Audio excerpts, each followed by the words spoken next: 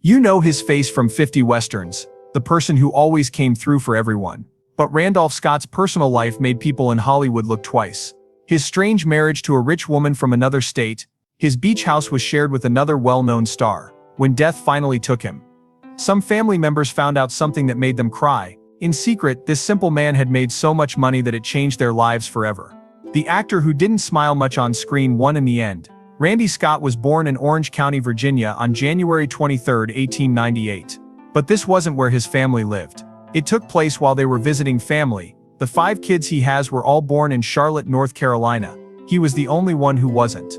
George Grant Scott, his father, was an engineer in the textiles industry and also North Carolina's first certified public accountant. That made him a leader. Lucille, his mother, came from a well-known and rich family in North Carolina. Randy was born into a family with a lot of money and smarts. His family came from Scotland and was well known in the South. He got off to a good start in life. He grew up in Charlotte in a big fancy house that is still there. In 1927 they moved into a big house that was made by the famous builder Louis Salisbury. Randy knew what that kind of life was like. Friends who could get them things, private schools, and the calm security of someone who never had to worry about money. The school he went to was Woodbury Forest School in Virginia. It was more than just a school. It was a place where sons of wealthy families rose to power in the South. That school made him who he is today. He learned how to be calm, charming, and sure of himself that he could do anything. Randolph wasn't just a well-groomed young man though. He was also sporty. He played baseball and football. He competed in swimming and horse races. It wasn't just a hobby. They were important and cost a lot of money. He wanted to be an All-American football player at Georgia Tech. But a bad back accident put an end to that dream. He then changed schools and went to the University of North Carolina to study textile engineering, just like his dad did.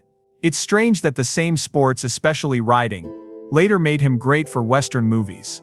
He didn't need to act like he knew how to ride a horse. He could already. That made him look natural on TV. A lot of old Southern ideals shaped Randolph as well. He was in shows put on by the United Daughters of the Confederacy. These weren't your average plays. They showed their pride in the South, and had lots of big ideas like duty, loss, and giving up something important. Because of those roles, he picked up a soft, aristocratic Southern accent that added to his movie charm. He learned to be tough, proud, and proper from the way he was raised. That's the kind of man that people saw in his movies later on. The money from his family not only helped him, it completely changed his life. It was hard for many boys from the South to find work during World War I, but Randolph had a safety net. He didn't have to rush when he got back from the war. Because his dad knew so many people, he was able to get him a letter of introduction to Howard Hughes. Back in 1928, Randolph used that letter to get into Hollywood. He didn't need to begin at the bottom. He showed up with ease, good looks, and strong friends. That's not something that many people could do. Randy was only 19 years old when the US started World War I in April 1917. In July of that year he joined the National Guard instead of living at home. He didn't wait like most men who joined the war effort did. In October he was given the rank of corporal. He was a sergeant by February 1918. He wanted to serve instead of going to West Point, even though his father tried to get him there. That choice showed how disciplined he was, and it fit with the brave roles he would play in later movies. He fought on the front lines in France. He was in the 2nd Trench Mortar Battalion, as part of a 2-man team. His job was risky. While the enemy was attacking, he sat in small bunkers and directed artillery fire. Before every task he and his partner read pocket testaments and held on to their dog tags. He never talked about what he saw in public. His work was correct. He sent updates to make sure the artillery was aimed properly by doing math by hand. Men could die if he was wrong. That kind of stress changed him and made him become the quiet, tough man people saw in his roles. He also learned skills in the service that Hollywood couldn't fake in the real world. He learned how to ride horses over rough ground. He trained with swords and guns. These weren't just props, they helped people stay alive. After that, Randolph's roles as cowboys and fighters felt real. Since it was, not only did he act like a hero, he had been there. Even though the war was over in November 1918, Randolph didn't rush home. To become an artillery officer, he stayed in France and went to the school in Saumur. By May 1919, he was a 2nd lieutenant. When he finally got back to the US, he went to Georgia Tech to try to reach a new goal, becoming a great football player. He became a member of a club and got back into sports. But the hurt he had before came back. That dream was over too. He moved again, this time to study engineering at the University of North Carolina. It wasn't long. The classroom wasn't as exciting as the sports field or the battlefield. He quit college and went to work for his dad's cloth company. He worked hard at that company. He worked as a bookkeeper, then as an inspector, and finally as an office manager. He paid attention and was responsible. He wasn't excited about that life though. It wasn't enough. He did something risky in 1927. He gave up a stable job to do something very risky. Something strange happened in 1929, while they were playing at the Los Angeles Country Club. He was paired with Howard Hughes. Yes, that Howard Hughes. He was a strange and wealthy man who flew planes and made movies. Scott had no idea that this golf game would make everything different. Hughes took notice of Scott's good looks, tall build and southern charm. He was the kind of guy Hollywood needed. Hughes gave him a small unnamed part in the far call. By the end of the game, it wasn't much. A small part in a movie. It was a start though. Scott might not have become a movie star if he hadn't skipped golf that day. Scott learned that looks alone weren't enough after that lucky break. He had to be skilled. He signed up at the Pasadena Community Playhouse because of this. This was the best acting school on the West Coast. Gene Hackman and Dustin Hoffman, who would go on to become stars, went there to learn. Scott did a lot of work. He learned how to move, sing, and act on stage. Great director Cecil B. DeMille came to see a play in 1931. He saw Scott and thought it was cool. He said that kid has something that Hollywood can't teach. That moment gave Scott new opportunities. He was no longer just a lucky player. He was turning into a real actress. Something strange happened behind the scenes of the Western movie The Virginian that same year. A Virginia accent was hard for Gary Cooper, the star. A real Virginian would be the best person to teach him. Scott stepped in to show Cooper how to play. His role wasn't the main one. No one even gave him credit, but he made Cooper sound more real, and reviewers took notice. Cooper became a bigger star because of that movie, while Scott stayed in the background. Still, it helped the two men become friends for life and showed how kind and professional Scott really was. Things got better in 1932. Scott made a deal with Paramount Pictures. Back then that meant a lot. Hot Saturday was his first big movie. He worked with Nancy Carroll and a young Cary Grant in it. The movie made a lot of noise with its brave plot, but behind the scenes, something else happened. Scott and Grant became good friends. They even shared a beach house in Malibu for more than 10 years. There was talk, speculation, and magazine articles about them. But the truth was easy to see. It's not often that two Hollywood stars become close friends. During this time, Scott's responsibilities kept growing. He wasn't just there anymore. Of course, his good looks and southern charm helped. He was 6 feet 2 inches tall and had a cool, sure air about him that people liked. He was getting bigger parts by 1934. He played loyal friends and love rivals a lot of the time, but he always brought something new to the screen. On paper, Randolph Scott's first marriage looked great. On March 23, 1936, he married Marion DuPont Somerville. She was very rich because her grandfather started the DuPont chemical business and left his family a lot of money. He was 38 years old. She was 41 years old. If you liked horse races, she was a queen. And he was going up quickly in Hollywood. The news didn't even talk about their wedding until months after it happened. Since Scott was Marion's best man at her first wedding, their own wedding felt like the next step in a long friendship. However, things did not work out behind the scenes. Marion spent the night in Virginia at her 55-room Montpelier, which was once the home of President James Madison. Scott worked all the time in Los Angeles. His gym was in her basement, but because he was 6 feet 4 inches tall, they had to dig a hole in the floor for him to stand up straight while he worked out. They didn't spend much time together. Marion did not enjoy Hollywood. Her horse Battleship made history in 1938 when it won England's Grand National Steeplechase. It was the first American-bred horse to do so. She wasn't able to go to the party in New York. Scott went instead of her. They were married from far away for 3 years before they split up in 1939. There were no fights or scandals, just two people going their separate ways. Even though they didn't have any children, Marion kept the Scott name until she died in 1983. A quiet way to show respect that never went away. In 1935, a year before they got divorced, Scott moved in with Cary Grant. It was big and beautiful. 5,530 square feet, and they lived in Malibu. A lot of people called it Bachelor Hall. They were young, rich, and pretty, and they were always seen on camera playing golf or relaxing on the beach. They even arranged pictures of them working out together. The press couldn't get enough of it. Hedda Hopper, who writes a gossip piece, made fun of them. Lynn Lombard, an actress, made fun of the fact that Scott paid the bills and Grant mailed them. Because they were so close, they made people talk, especially since Grant got married for a short time and then moved back in with Scott after his divorce. They lived together for 12 years. Some people said they were just friends. Some people said it was more than that. We'll never be sure. But in 1944, studios put pressure on them to end their shared living situation and get married. They were friends for life, though bonds like that were very rare in Hollywood. Scott didn't just make westerns in the late 1930s and early 1940s. He was everywhere. He was in a musical with Fred Astaire and Ginger Rogers, and a comedy with Mae West in 1936. Had the part of Hawkeye in The Last of the Mohicans. He almost got the part of Ashley Wilkes in Gone with the Wind, but Leslie Howard beat him out. He played the lead role in Roberta Pittsburgh, and even Rebecca of Sunnybrook Farm. Critics loved how he could switch between styles, being charming one minute and serious the next. He wasn't just another cowboy yet. Those years changed him. They helped him find his voice and get a lot of fans. He stopped switching between styles in the early 1940s. He lived in westerns and wore a cowboy hat like it was his natural hairstyle. Directors really liked him. Michael Curtis once said that Scott was the only gentleman he had ever met in the business. In a business full of divas, that meant something.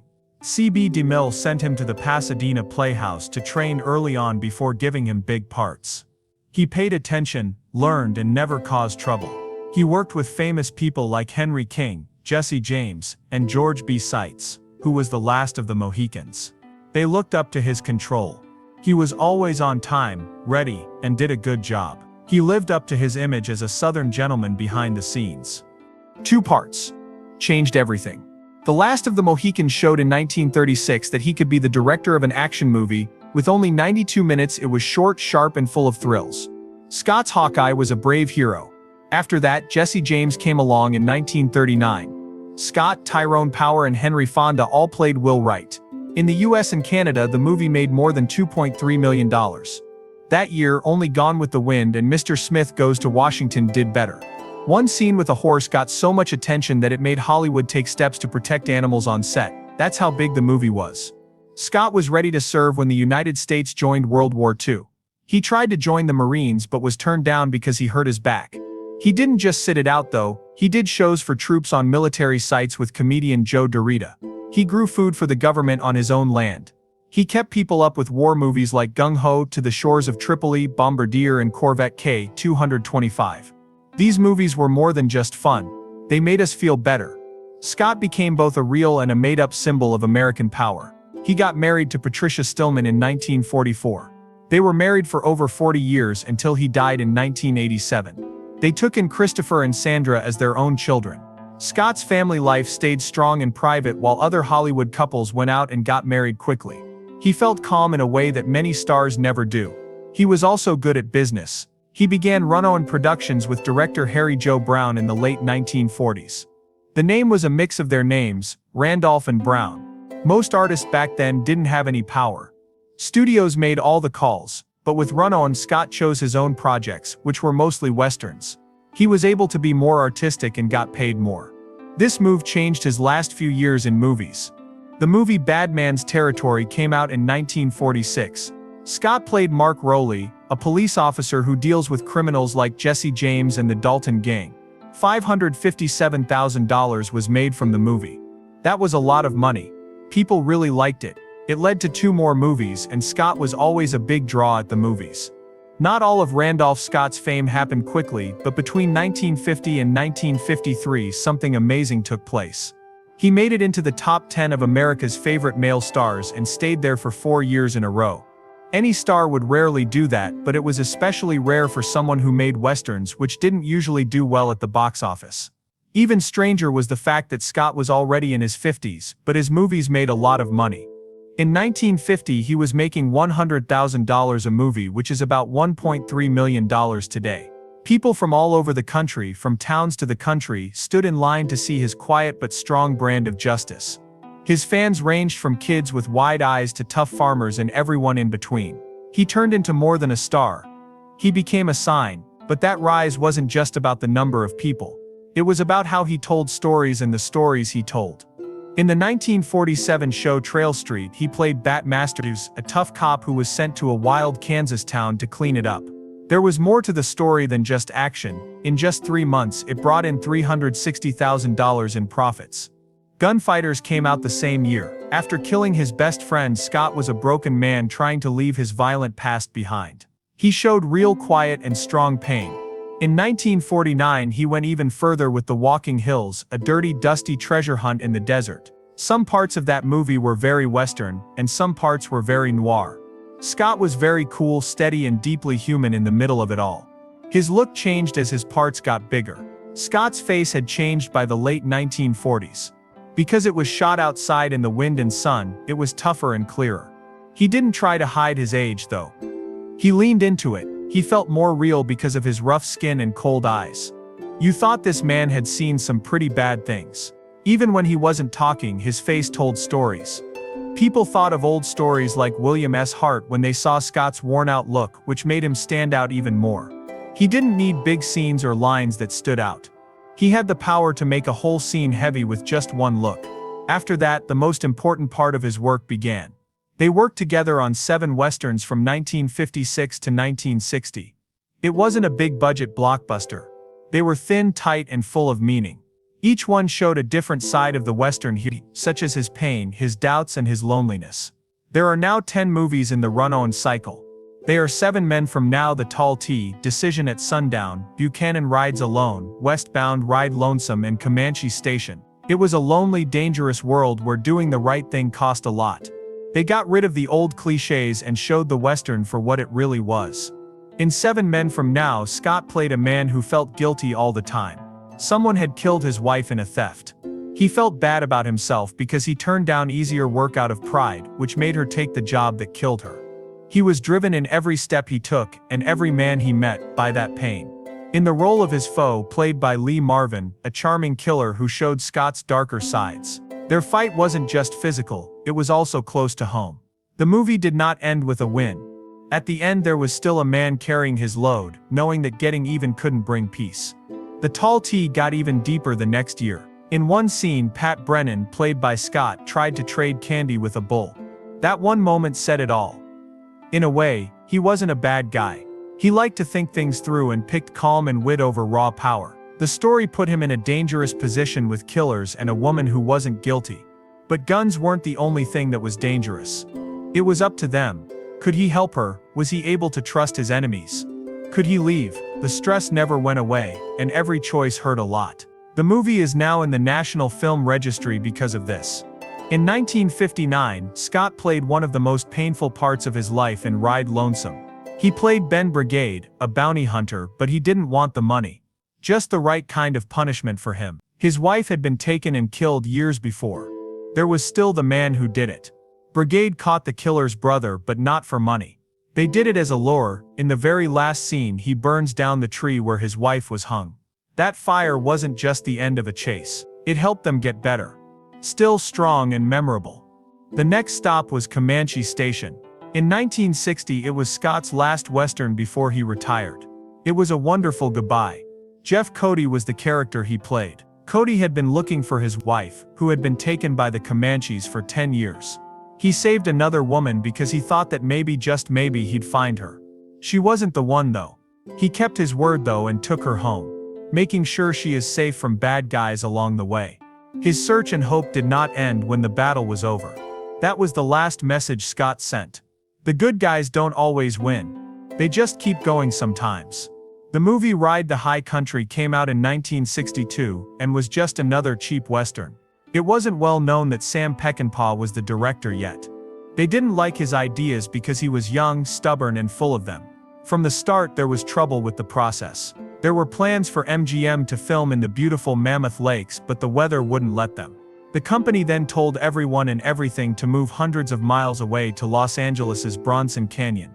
That change was a bad idea. Peckinpah was mad about the choice, so he made sure the cast and team stayed drunk for the 6-hour bus ride back to Los Angeles. Things got even more crazy after that. Joseph Vogel, head of MGM, fell asleep while watching an early cut of the movie. He said it was the worst movie he had ever seen when he woke up. The movie didn't even get a fair chance at MGM. It was put on the bottom half of double attractions. It didn't do well at all in the US. There was something else in Europe, though. Ride the High Country became one of MGM's biggest hits outside of the United States. And slowly word spread about the movie. It was chosen to be kept alive in the National Film Registry in 1992. A show that had a lot of problems turned out to be a classic. Randy Scott was at the center of it all. That's what he did. An old ex-cop who is having a hard time keeping up with how things are changing. The story takes place around 1905, not long after the end of the Old West. The worn, serious and honest look on Scott's face was right for the part. He was pulled between greed and honor, between gold and loyalty. On set, Scott and his co-star Joel McCrea were both going through their own twilight. They were real-life stars who played guys out of time, which gave the movie a quiet power. A lot more was added by the photography. The movie felt like a goodbye thanks to Lucien Ballard's soft fall-colored shots. Not just to the country but also to the old Western movies in Hollywood. This wasn't like other cowboy movies. It had heart. And Scott gave one of the most moving shows he's ever done. It might be the best or the most passionate. Scott agreed. After making the movie, he quit acting for good. He didn't want to keep working only to get smaller parts or lose his fame. He got his point across through Gil Westrom. Everything was there in that one show. There is doubt, pride, sorrow, and redemption. Scott told his friends that he would never do better. He didn't try though. He chose to leave on his own. Scott was smart in real life too though. He was smarter after that. He didn't go away when he quit in 1962. He paid attention to business. He was better at that game than almost everyone in Hollywood. He was worth $100 million by the mid-1960s. These days that's about $280 million. A lot of artists didn't think that way. But Scott did. He bought early, held on, and saw the prices go up. He had more than 2 grand homes. He owned a lot of land, mostly in San Fernando and Palm Springs. By 1965 those buildings were worth more than $100 million all by themselves. Lots of people moved to Palm Springs and San Fernando, and both cities grew very quickly. Scott was the first person to see it coming. That wasn't all he did. He helped build the Park Ridge Country Club in Corona, California. In 1927. Over time that course turned into Cresta Verde. A place where stars like Lucille Ball, Burt Lancaster and Clark Gable loved to hang out. Scott liked golf, but this was for work.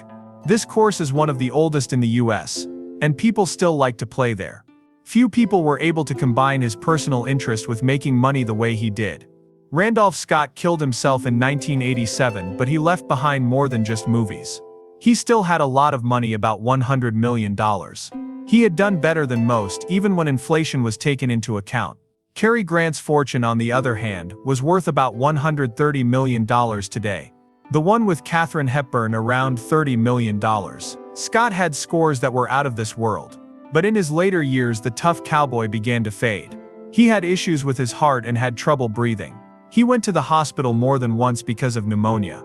He was weak and needed full-time care by 1987. His death was peaceful and quiet on March 2nd at home in Beverly Hills. 99. The friend of his, Cary Grant, had died not long before. Only 25 family members showed up to Scott's funeral. It took place near where he grew up in Charlotte, North Carolina. The service was led by Reverend Billy Graham. President Ronald Reagan wrote in a letter that Scott was one of the best actors in Hollywood.